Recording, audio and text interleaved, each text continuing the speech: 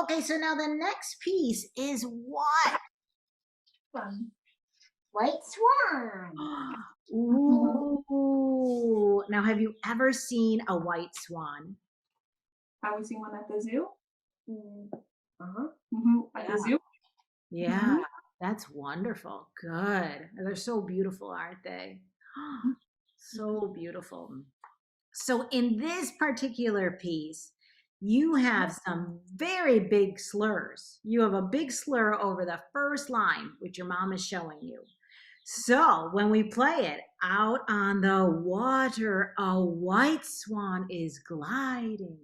So you notice the phrase just goes for a long time, right? And there's actually a high point to the phrase. Water, a white swan is gliding.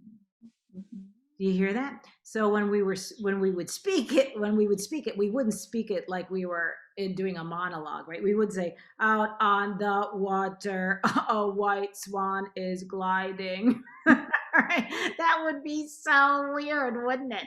But when we're playing the piano, we can make that really come to life and make it be so beautiful, that phrase.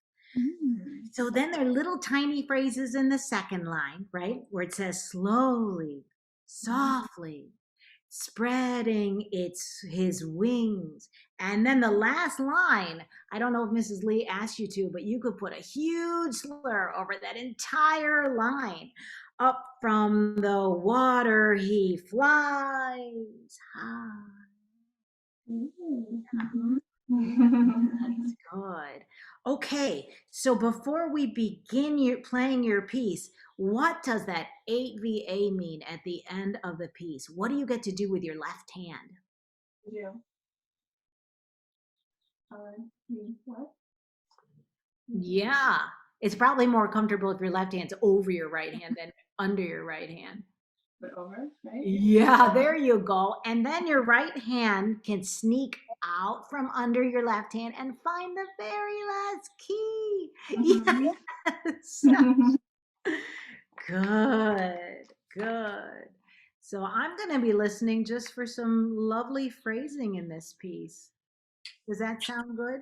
Oh, you're playing so well, Heidi. My gosh. Oh, your mom should be so proud of you. My gosh. Okay, whenever you're ready, I'm ready.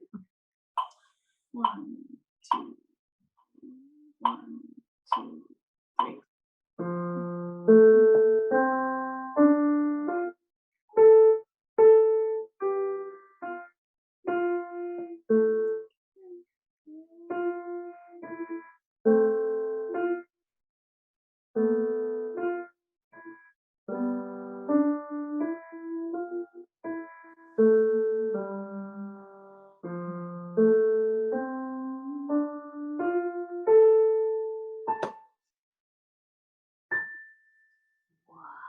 Yes. Oh, that was so beautiful, Heidi. My God.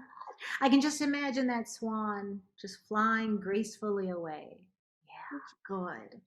At the very end of this piece, can you make it even more of a beautiful flight gesture in your swan by doing this? So I can't see me, but here we go. So I play the last note and then look at this. I let my wrist slowly come off the keys. That's a beautiful gesture. Can you play that last A with your right hand and do that? Good. And slowly, slowly your wrist comes off. Yeah. And this motion is very slow.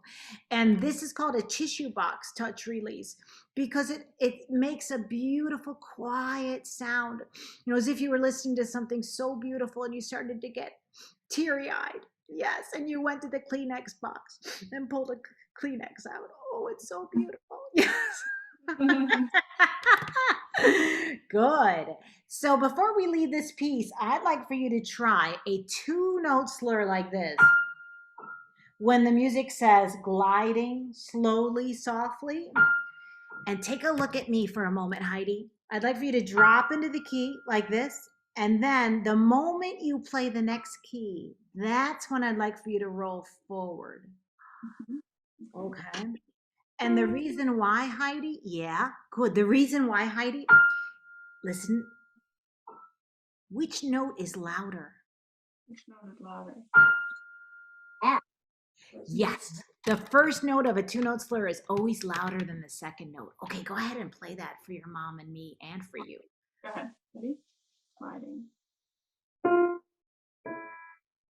Pretty good. Can you do it even slower? Drop your wrist. Yeah, and don't move your wrist forward until you play the next key.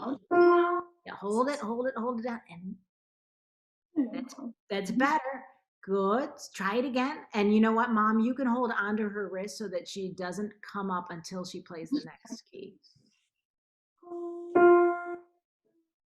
Oh, now that's it. That's it. Okay, so I'm going to ask you to just practice that 7 times a day. Okay? Yeah. And then you'll get it, right? And then it's going to be like brushing your teeth. You'll never forget how to do it.